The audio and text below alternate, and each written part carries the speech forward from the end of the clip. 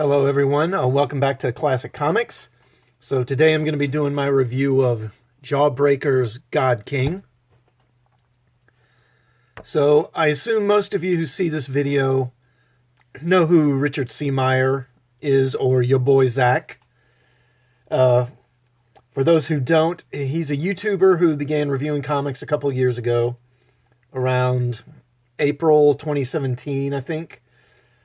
He was very critical of the comic book business and of Marvel in particular. This made him a target for the left-wing Twitter crowd, who attacked him relentlessly, and he was involved in the beginnings of Comicsgate. He eventually began publishing his own comics, starting with Jawbreakers Lost Souls here, and also Iron Sights.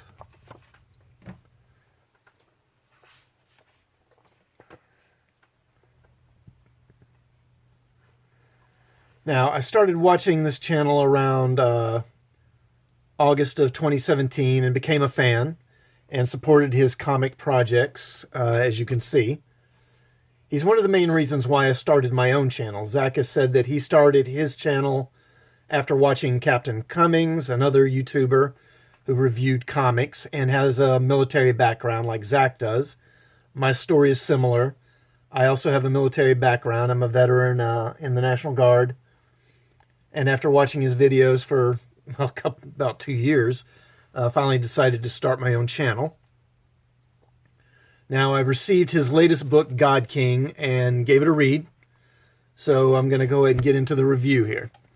Now, Zach has said that he wants to bring the 90s era back to comics. And in that regard, he definitely succeeds in both positive and negative ways. The art has a very 90s image feel to it. But so does the writing, in that the story is focused much more, really, it's more plot-driven than character-driven. Now, overall, the book is entertaining, and it is the opposite of most comics these days. Most are written in a decompressed style. That is, the story gets drawn out longer than it really needs to be in order to fill a 6-issue trade paperback. This results in some boring comics that have a lot of scenes of characters sitting around or standing around talking about a lot of nothing. Jawbreakers God King is the opposite of that. This book starts in medias res, in the middle of things, and never really lets up in terms of the pace of the storytelling. The story picks up from Jawbreakers Book 2, which was in Lost Souls. This was the last story in that book, right here.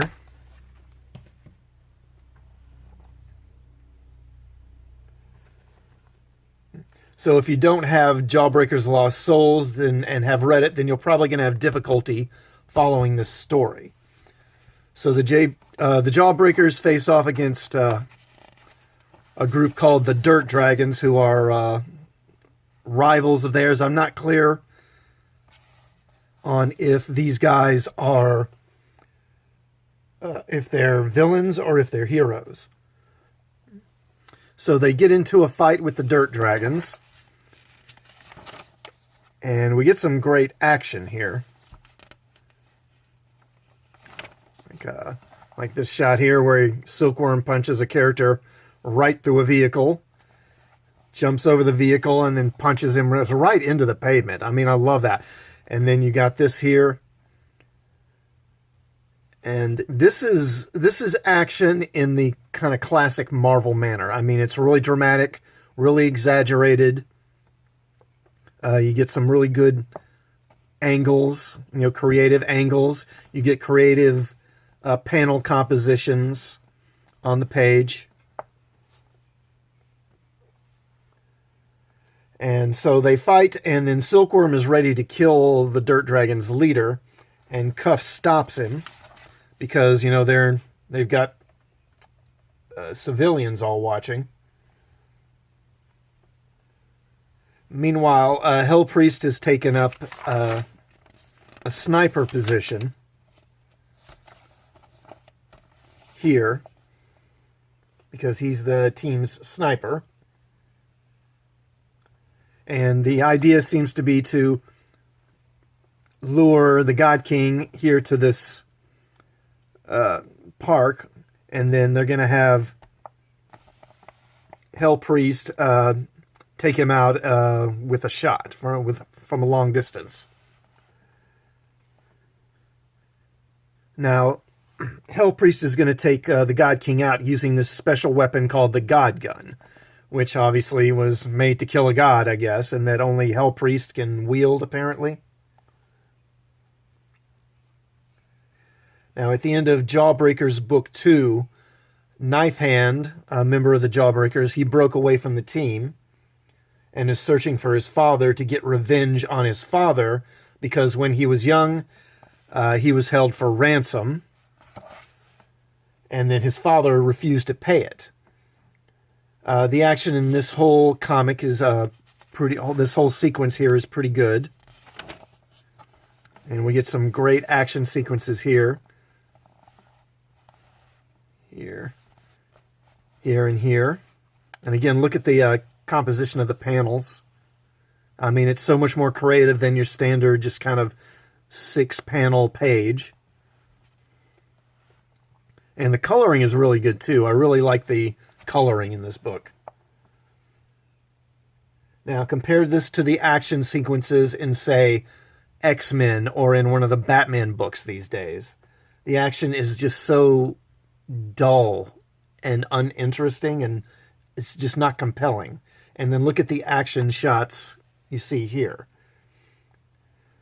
Now, Knife Hand fails to kill his father, although he kills a lot of other people along the way, and he winds up bringing down this whole skyscraper.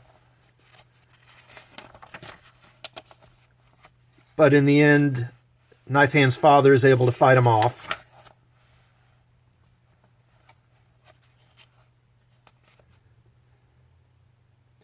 Now, meanwhile, the Jawbreakers get to Central Park, and they dive into this lake, and they swim down to the bottom where there's this mecha that is laying there that apparently they fought years earlier, and it's been laying at the bottom of this lake for several years.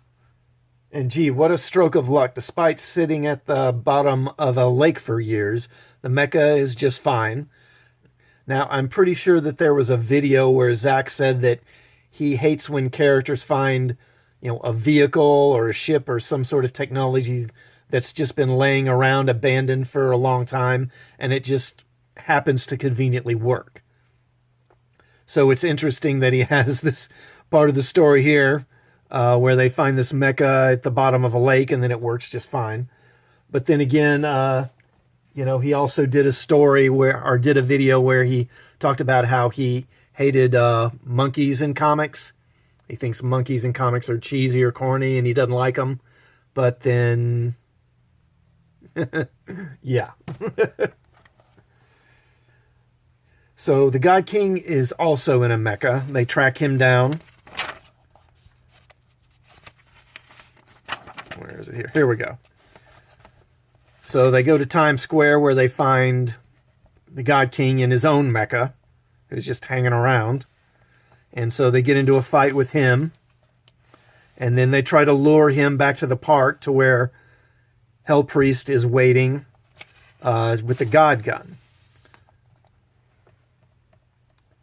Now, while that's going on, Knife Hand gets the drop on Hell Priest, subdues him, and then nails him to a wall with a nail gun. I mean, that's friggin' vicious.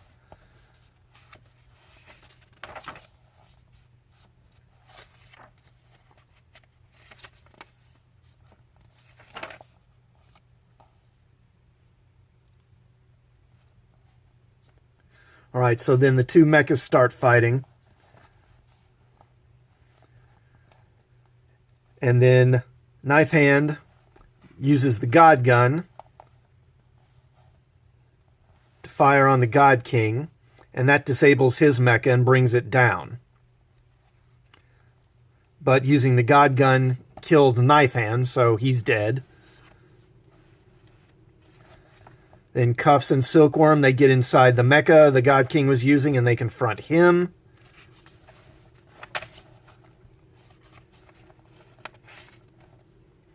And then God King, he just uses his powers to turn Cuffs into iron pyrite. Just turns him into a pile of inert material.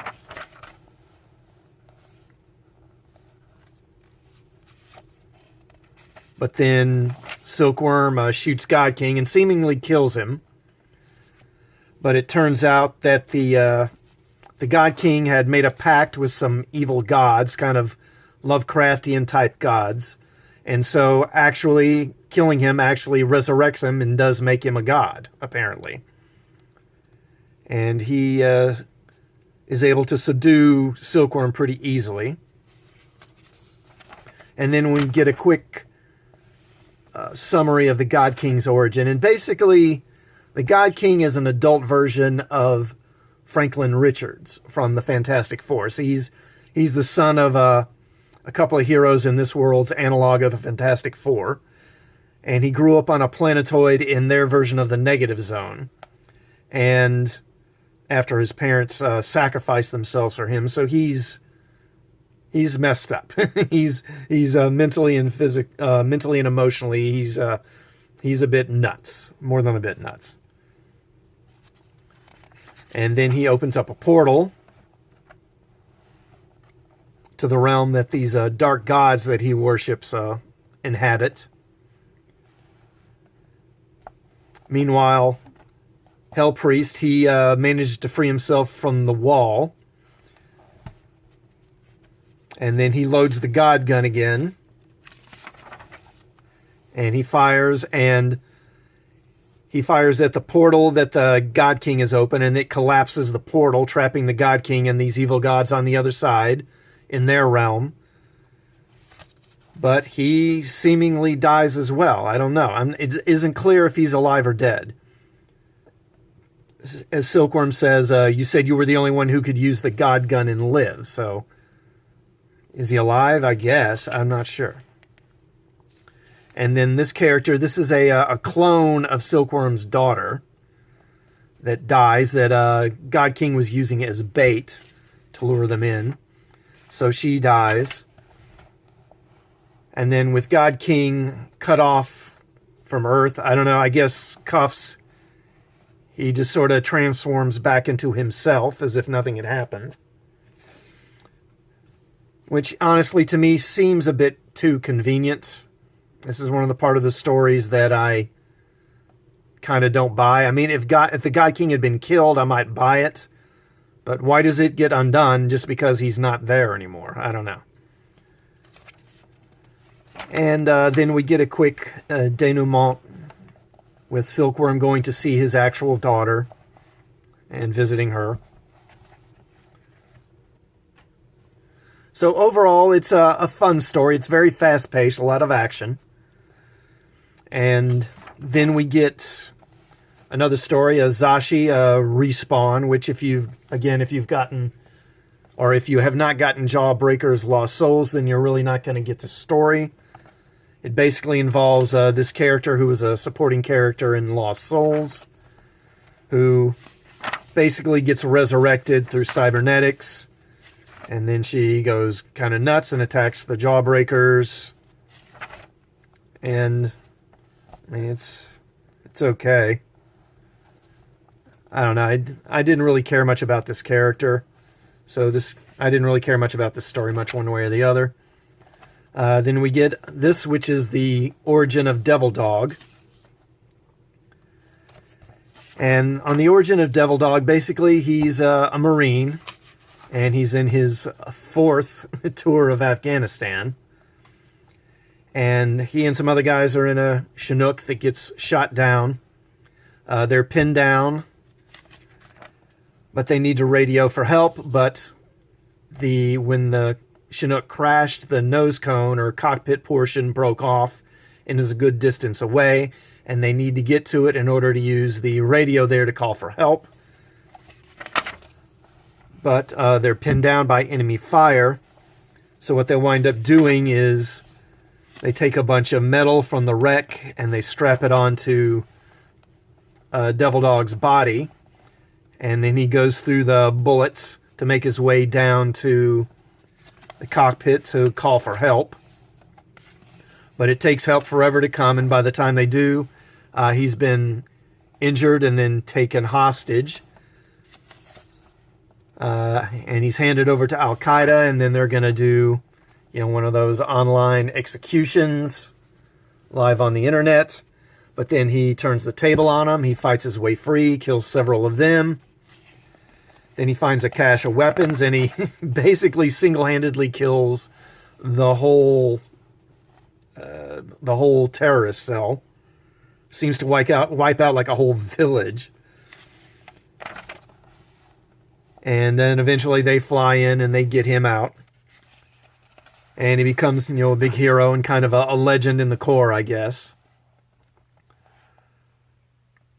But, his experiences seem to have left him, with more than a little bit, I guess, of PTSD maybe. I don't know. But basically he can't really acclimate to peacetime existence or existing stateside. He really can't get along with anybody anymore. And he's going nowhere fast. And then he's approached by, I guess this is the government, who offer him a job as kind of a, super agent / superhero. And that's his origin. It's pretty simple, pretty straightforward. And then we get this final story here, which is, this says this is a preview, so I guess this is a preview for a story that he's going to do later, called Desolation Wave, which is this kind of science fiction story. And honestly, it didn't do much for me. I mean, it's okay. But from what I saw here, it didn't really excite me much. I don't know, maybe if he does this as a separate piece, I'll find it more appealing. I don't know.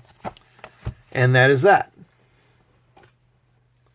So overall, I enjoyed God King. The art is good. The action is compelling, and it draws you into the story. The pacing of the story is definitely not boring, but in a way it's almost too fast-paced. Events just kind of happen one after the other.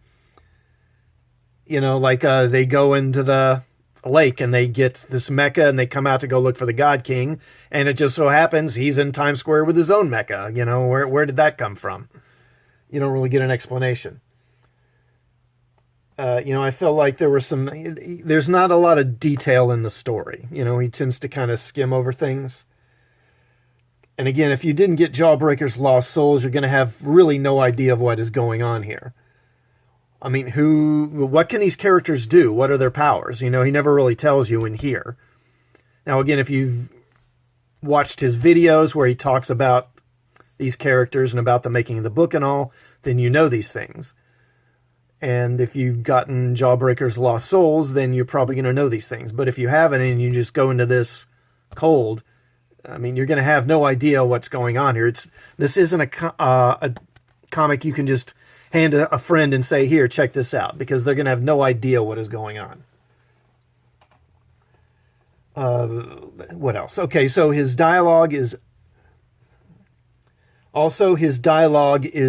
okay during the action scenes, but towards the end when he has Silkworm interacting with a clone that's dying and then with his daughter, it's supposed to be, heartwarming, I guess, or touching, but the dialogue, it really just comes across as kind of cheesy and kind of very tacked on to me.